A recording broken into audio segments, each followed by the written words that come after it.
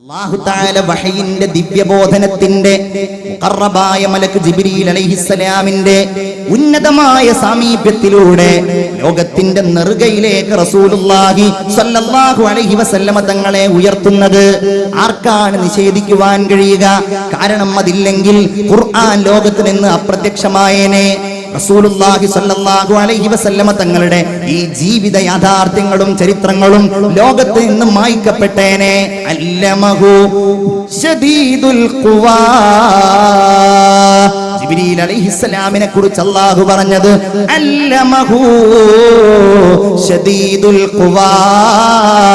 ഏറ്റവും ശക്തവാനായ ജിബ്രീൽ അലൈഹിസ്സലാമാണ് റസൂലുള്ളാഹി സ്വല്ലല്ലാഹു അലൈഹി വസല്ലമ തങ്ങൾക്ക് ഈ വിജ്ഞാനീയത്തിന്റെ വഴികൾ പഠിപ്പിച്ചു കൊടുക്കുന്നത്. അല്ലാഹു തആല സത്യം ചെയ്തു പറഞ്ഞതാണ്, വസ്സുബ്ഹി ഇദാ തനഫസ് വല്ലൈലി ഇദാ അസ്അസ് വസ്സുബ്ഹി ഇദാ തനഫസ് ഇന്നഹു ലഖൗലു റസൂലിൻ കരീം ذي قوة عند ذي العرش مكين. അല്ലാഹു തആല ജിബ്രീൽ അലൈഹിസ്സലാമാണ് റസൂലുള്ളാഹിയുടെ സഹചാരിയായി കൂടെ നിൽക്കുന്നവനായി ഈ ദിവ്യബോധനം നൽകിയത് എന്ന് ഖുർആനിലൂടെ സാക്ഷ്യപ്പെടുത്തുകയാണ്. റസൂലിന്റെ ഏറ്റവും വലിയ അത്ഭുതമായി സവിശേഷതയായി നമ്മൾ അറിയേണ്ടതും പഠിക്കേണ്ടതും ഈ വഹയുമായിട്ട് ബന്ധപ്പെട്ട ജ്ഞാനങ്ങളാണ് എന്നാണ് ഞാൻ പറഞ്ഞതിന്റെ ചുരുക്കം. ആയിഷ റളിയല്ലാഹു അൻഹ പറയുന്നു, കാന യൻസിലു അലൈഹിൽ വഹയു ഫിൽ യൗമി ശദീദിൽ ബർദി. നല്ല തണുപ്പുള്ള രാവിൽ റസൂലുള്ളാഹി സ്വല്ലല്ലാഹു അലൈഹി വസല്ലമ തങ്ങൾക്ക് വഹയി ഇറങ്ങുമ്പോഴും വഹയിന്റെ ഭാരത്താൽ നബിയുടെ നെറ്റിത്തടത്തിൽ വിയർപ്പ് പൊടിയാറുണ്ടായിരുന്നു. എന്തൊരു അത്ഭുതമാണല്ലേ! അവരിങ്ങനെ കാണുകയാണല്ലോ, അവരിങ്ങനെ അറിയുകയാണല്ലോ. ഉമർ റളിയല്ലാഹു അൻഹു പറയുന്നുണ്ട്, റസൂലുള്ള മദീന പള്ളിയിൽ ഇരിക്കുമ്പോൾ സല്ലല്ലാഹു അലൈഹി വസല്ലം അവിടുത്തെ അരികിൽ നിന്ന് തേനീച്ച മുരളുന്നത് പോലെ ഒരു സീൽക്കാരം ഞങ്ങൾ കേൾക്കാറുണ്ട്. ഞങ്ങൾക്കറിയാൻ കഴിയും നബിക്ക് വഹയി ഇറങ്ങുകയാണ്.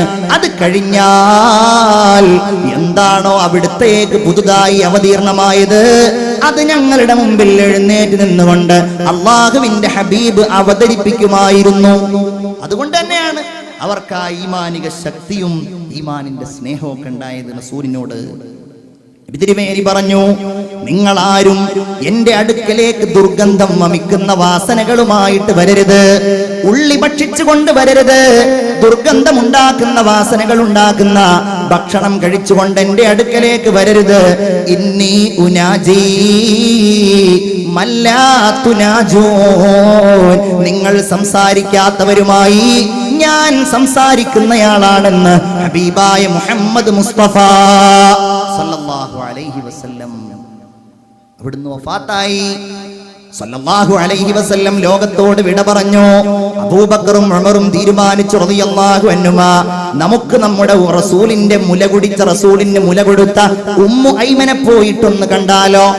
അവർ ഉമ്മു ഐമന്റെ അടുക്കൽ പോയി. ഉമ്മു ഐമനെ കണ്ടപ്പോ ഉമ്മു ഐമൻ അങ്ങ് കരയാൻ തുടങ്ങി. ഉമ്മു ഐമന്റെ കണ്ണുകൾ നിറഞ്ഞൊഴുകാൻ തുടങ്ങി. യാ ഉമ്മാ, നിങ്ങൾ എന്തിനാണ് കരയുന്നതെന്ന് ചോദിച്ചു രണ്ടുപേരും. നബി തിരുമേനി വലിയ ലോകത്തേക്ക് പോയിരിക്കുകയല്ലേ, നിങ്ങൾ എന്തിനാണ് ഇങ്ങനെ കരയുന്നത്? അല്ലാഹുവിന്റെ റസൂല് പോയത് കൊണ്ടല്ല, എനിക്കറിയാം അല്ലാഹുവിന്റെ റസൂല് ഉന്നതമായ സ്ഥാനത്താണ്. പക്ഷേ വഹയി മുറിഞ്ഞു പോയല്ലോ. ഇനി നമ്മുടെ ഇടയിലേക്ക് ജിബ്രീൽ വഹയുമായിട്ട് വരില്ലല്ലോ. ഒരു പ്രശ്നം വന്നാൽ നമ്മൾ നബിയിലേക്ക് അഭയം പ്രാപിച്ചാൽ അല്ലാഹുവിൽ നിന്നുള്ള തീരുമാനം മുഖറബായ മലക്ക് നമ്മിലേക്ക് കൊണ്ടുവരുമായിരുന്നല്ലോ. ഇനി അതുണ്ടാവില്ലല്ലോ. അതുകൊണ്ടാണ് ഞാൻ കരയുന്നതെന്ന് ഉമ്മു ഐമൻ റളിയല്ലാഹു അൻഹ. അതല്ലേ ആദ്യമായിട്ട് ഇത് വന്നപ്പോൾ ആദ്യം അംഗീകരിച്ചത് എന്റെ സഹോദരിമാരെ ഒരു പെണ്ണായിരുന്നു.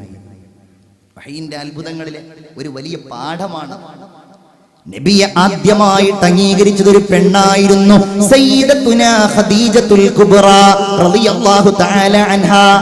വലിയ അത്ഭുതമല്ലേ! ചരിത്രത്തിന്റെ ഏറ്റവും സുമുഖമായ ഒരു ഭാഗമാണ് റസൂലുള്ളാഹിയും ഖദീജ ബീവിയും തമ്മിലുള്ള ഈ ഭാഗം.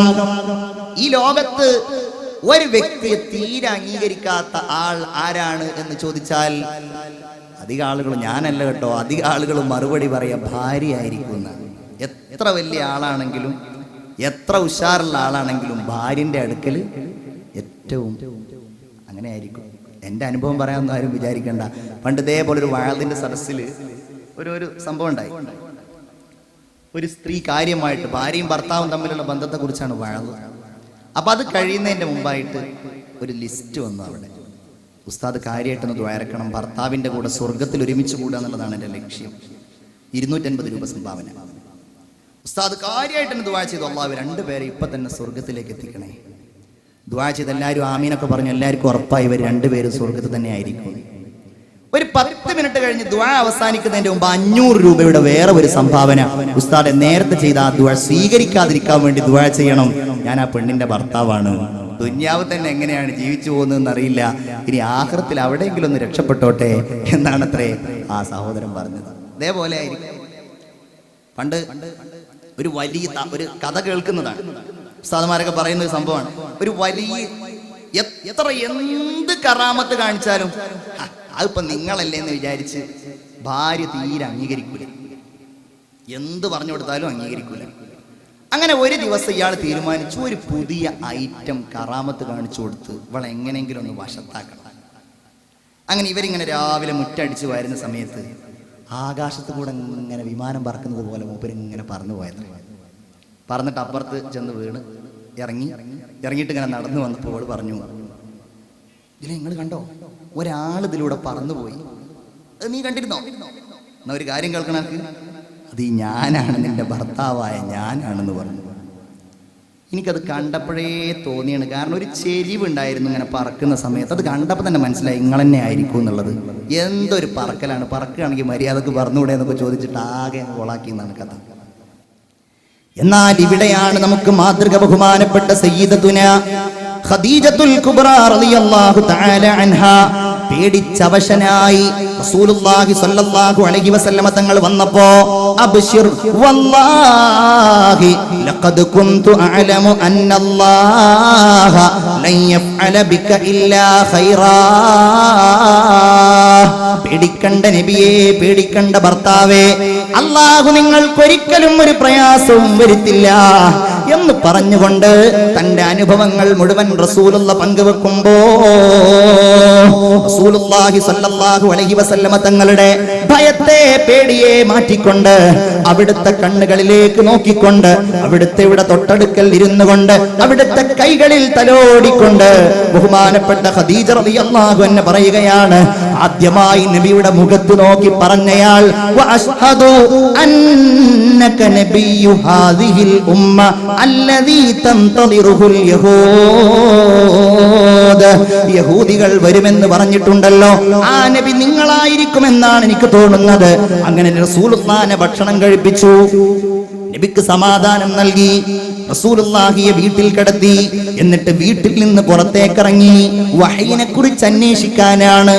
അവിടെ ഉണ്ടായിരുന്നു നീനവ എന്ന് പറയുന്ന സ്ഥലത്ത് നിന്ന് വന്ന ഒരടിമ, അദ്ദാസ് എന്നായിരുന്നു ആ അടിമയുടെ പേര്. അദ്ദേഹത്തിന്റെ അടുക്കൽ ചെന്നു. അദ്ദാസ് ചോദിച്ചു, അല്ല ആരിത്? എന്തിനാണാവോ ഖുറൈശികളുടെ നേതാവായ സ്ത്രീ എന്നിലേക്ക് വന്നിരിക്കുന്നത്? അദ്ദാസേ, ഹൽ ഇൻദക ഇൽമുൻ മിൻ ജിബ്രീൽ, ജിബ്രീലിനെ കുറിച്ച് നിന്റെ അടുക്കൽ വല്ല അറിവുമുണ്ടോ? അദ്ദാസ് പറഞ്ഞു, ഖുദ്ദൂസുൻ ഖുദ്ദൂസ്, പരിശുദ്ധൻ തന്നെയല്ലേ, മഹാപരിശുദ്ധൻ തന്നെയല്ലേ. ആയിഷ ബീവി വീണ്ടും ചോദിച്ചു, അല്ല അദ്ദാസേ, എന്താ ജിബ്രീലിനെ കുറിച്ച് നിനക്കറിയാവുന്ന കാര്യം?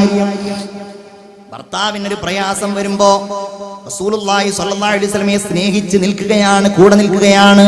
ഇനി നിങ്ങൾ എനിക്ക് വേണ്ട, ഞാൻ നിങ്ങളെ ഒഴിവാക്കുകയാണ്, നിങ്ങൾ നാട്ടുകാരെ നന്നാക്കാൻ നടക്കല്ലേ, നിങ്ങൾക്ക് ഇതല്ലാതെ വേറെ പണിയില്ലേ എന്നൊക്കെ ചോദിച്ചുകൊണ്ട് ഭർത്താവിനെ നിരുത്സാഹപ്പെടുത്തുന്ന എന്റെ സഹോദരിമാരെ, വലിയ പാഠമാണ്. എന്താണ് സംഭവിച്ചിരിക്കുന്നത് എന്നറിയാൻ, റസൂലുള്ളാഹിയുടെ കാര്യമറിയാൻ ബഹുമാനപ്പെട്ട ഖദീജ ബീവി കടന്നു ചെല്ലുകയാണ്. അബ്ദാസ് പറയുകയാണ്, ഖദീജ, ജിബ്രീൽ ആരാണെന്നറിയില്ലേ? ഇന്നഹു അമീനുല്ലാഹി ബൈനഹു വ ബൈനല്ലാഹി ബൈനൻ നബിയീൻ. നബിമാർക്കും അല്ലാഹുവിന്റെയും ഇടയിലുള്ള ദൂതനാണ് ജിബ്രീൽ. വഹുവ സ്വാഹിബ് മൂസാ വ ഈസാ, മൂസാ നബിയുടെയും ഈസാ നബിയുടെയും സ്വാഹിബാണ്. വറഖത്തിന്റെ അടുക്കൽ ചരിത്രം അറിയാവുന്നത് കൊണ്ടാണ് ഞാൻ വിശദമാക്കാത്തത്. വറഖത്ത് ഇബ്നു നൗഫലിന്റെ അടുക്കൽ ചെന്നു. വറഖത്ത് പറയുകയാ, ഖദീജ മുഹമ്മദിന്റെ അടുക്കൽ വന്നത് നാമൂസുൽ അക്ബർ, അത് ജിബ്രീൽ എന്നറിയപ്പെടുന്ന മലാഖയാണ്. ബഹുമാനപ്പെട്ട ഖദീജ ബീവി റസൂലുള്ളാഹിന്റെ അടുക്കലേക്ക് വീട്ടിലേക്ക് കയറി ചെല്ലുമ്പോ നബി തിരുമേനി ഖദീജയെ സ്വാഗതം ചെയ്യുന്നത്, ഖദീജ എനിക്കിതാ വീണ്ടും ജിബ്രീൽ വന്നിരിക്കുന്നു, എന്നോട് ഇത് ലോകത്തോട് മുഴുവൻ പറയാൻ കൽപ്പിച്ചിരിക്കുന്നു. യാ അയ്യുഹൽ മുദ്ദസ്സിർ ഖും ഫഅൻവിർ വറബ്ബക ഫകബ്ബിർ, എന്നിലേക്ക് ഇറങ്ങിയിരിക്കുന്നു ഖദീജ. അതുകൊണ്ട് നിന്നോട് ഞാൻ പറയുകയാണ്, ഇന്നീ റസൂലുള്ളാഹ്, ഞാൻ അല്ലാഹുവിന്റെ റസൂലാ.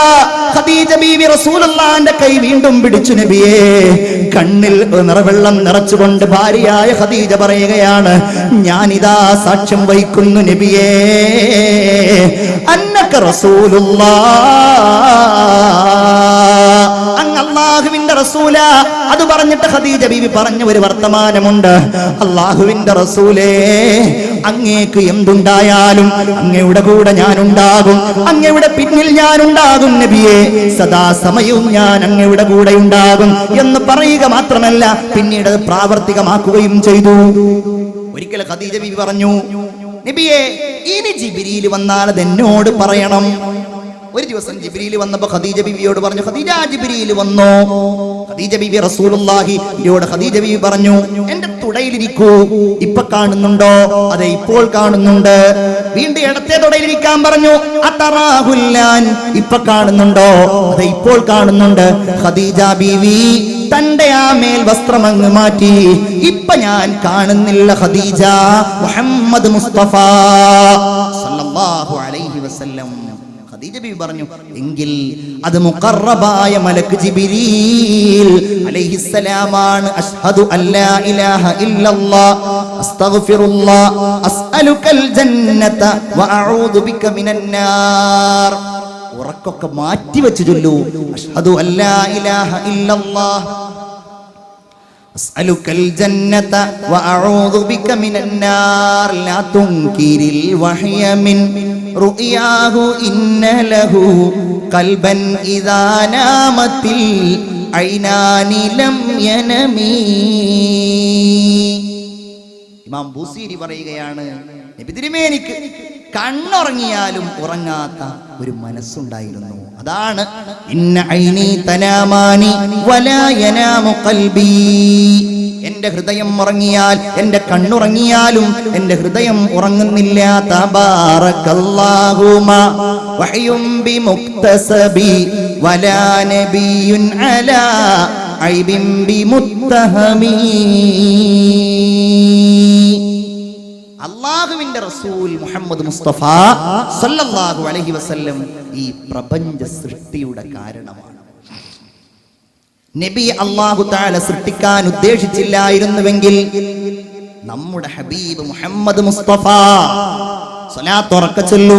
അവിടുത്തെ ഇവിടെ മദഹുകളാണ് നമ്മൾ പഠിക്കേണ്ടത്. നമ്മുടെ മാതാവിനെ കുറിച്ച് അറിയുന്നതിനേക്കാൾ, പിതാവിനെ കുറിച്ച് അറിയുന്നതിനേക്കാൾ നമുക്കത് അറിയില്ല എന്നുള്ളതാണ് നബിയോട് നമുക്ക് ബന്ധം കുറഞ്ഞു പോകാൻ. അന്ത ഉമ്മുൻ അം അബൂ മാ റഅയ്നാ ഫീഹിമാ മിസ്ല ഹുസ്നിക ഖത്തു യാ സയ്യിദി ഖൈറൻ നബി അസ്സലാത്തു അലൻ നബി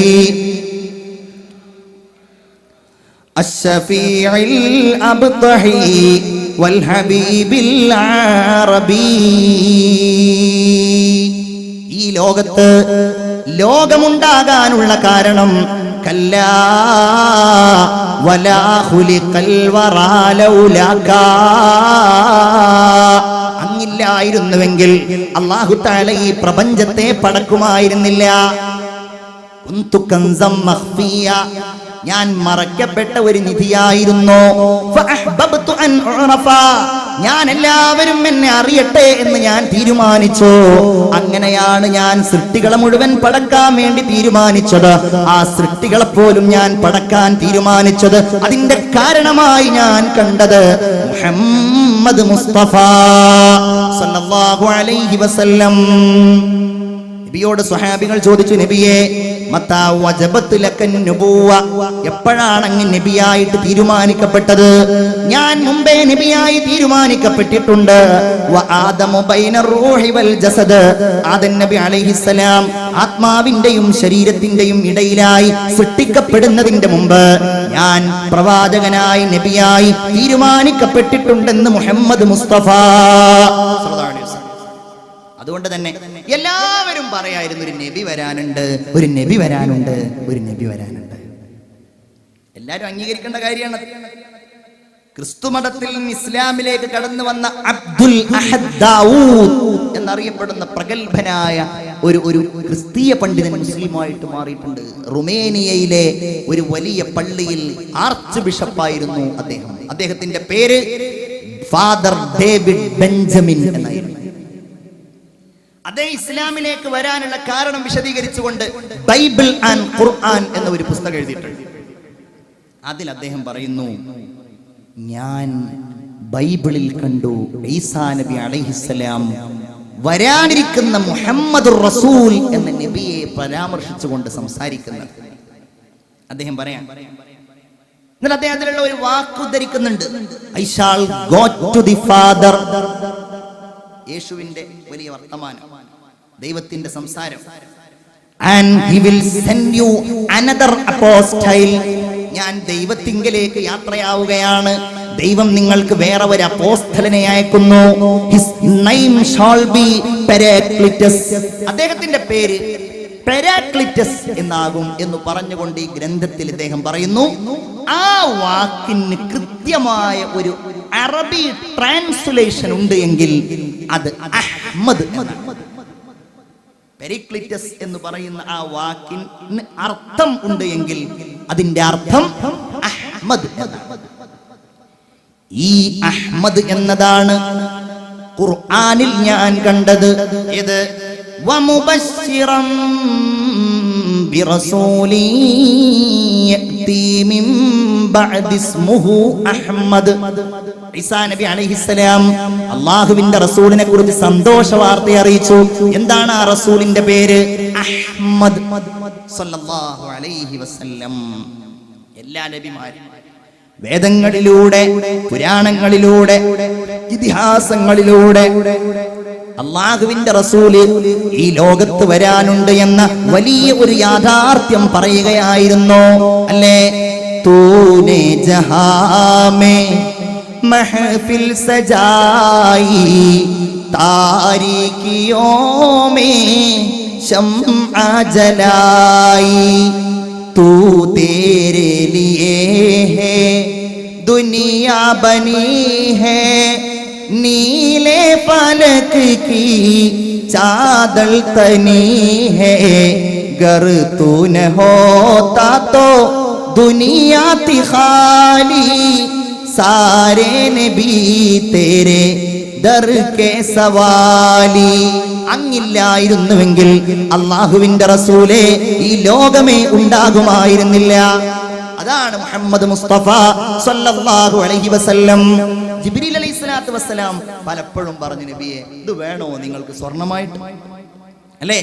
വറാവദത്തുൽ ജീബാലു ശുമ്മു മിൻ ദഹബി അൻ നഫ്സിഹി ഫആറാ അയ്യാമാ ശമമി. പർവ്വതങ്ങൾ നബിയോട് പറഞ്ഞു, നബിയെ നിങ്ങൾക്ക് ഞാൻ സ്വർണ്ണമായി തന്നാലോ? പക്ഷെ എന്താ പറഞ്ഞത്? വേണ്ട വേണ്ട വേണ്ട. എന്തേ കാരണം?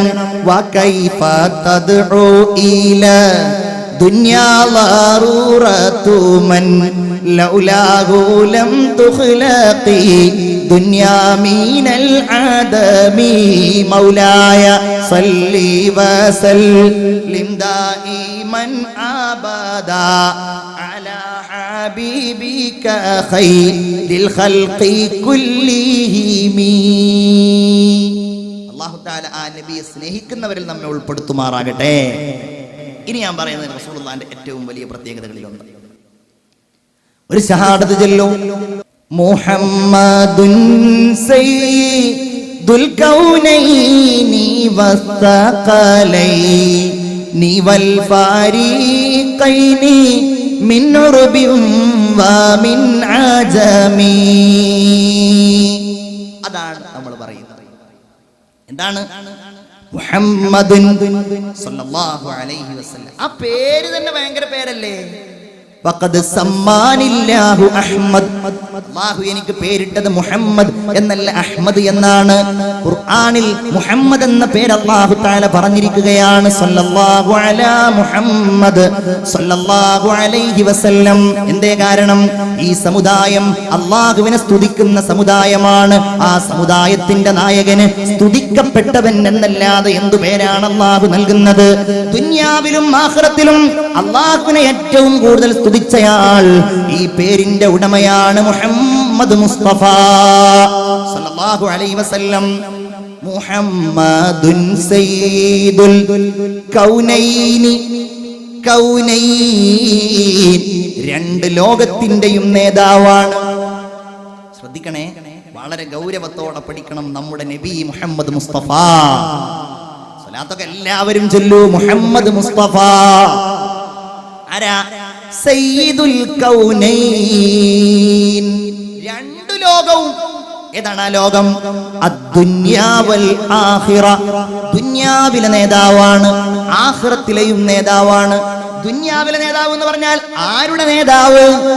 പ്രപഞ്ചമേ, പ്രപഞ്ചത്തിന്റെ നേതാവ്, മരങ്ങളുടെ നേതാവ്, കല്ലുകളുടെ നേതാവ്, പറവകളുടെ നേതാവ്, പക്ഷികളുടെ നേതാവ്, ഉറുമ്പുകളുടെ നേതാവ്, പൂക്കളുടെ, പുഴുക്കളുടെ, തരുക്കളുടെ, താരുക്കളുടെ എല്ലാവരുടെയും നേതാവാണ് നമ്മുടെ കരളിന്റെ കഷ്ണം മുഹമ്മദ് മുസ്തഫ.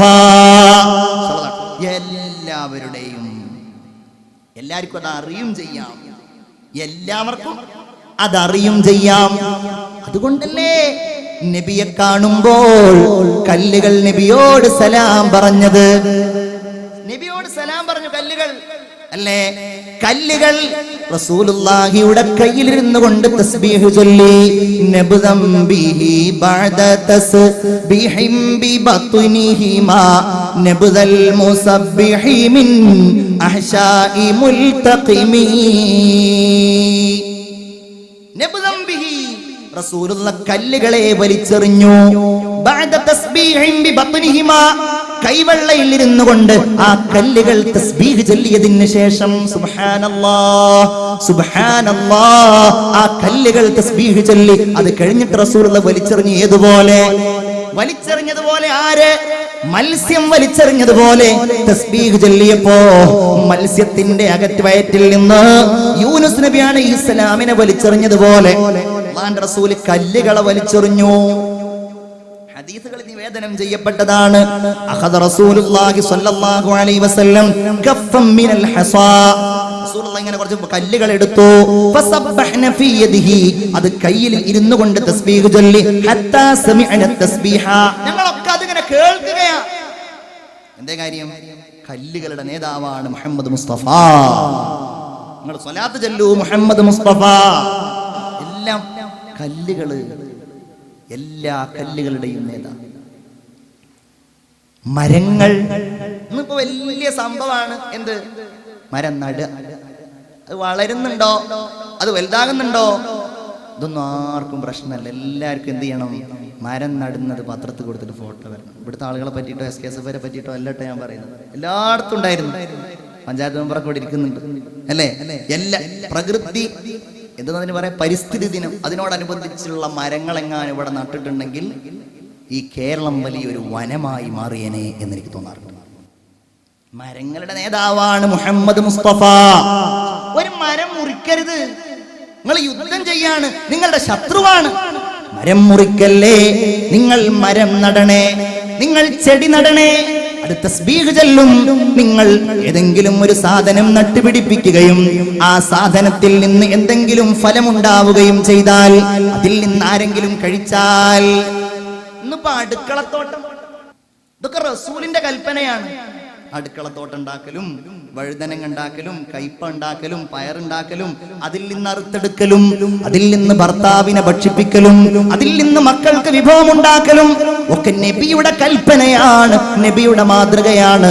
ഹബീബായ റസൂലുള്ളാഹി സ്വല്ലല്ലാഹു അലൈഹി വസല്ലം തങ്ങൾ മരങ്ങളുടെ നേതാവായിരുന്നു. അതിനെ സ്നേഹിച്ചു, അത് മുറിക്കരുതെന്ന് പറഞ്ഞു. ഒരു മരത്തെ കല്ലെടുത്തെറിഞ്ഞ ഒരു കുട്ടിയോട് ആ മരത്തിന് വേദനയാ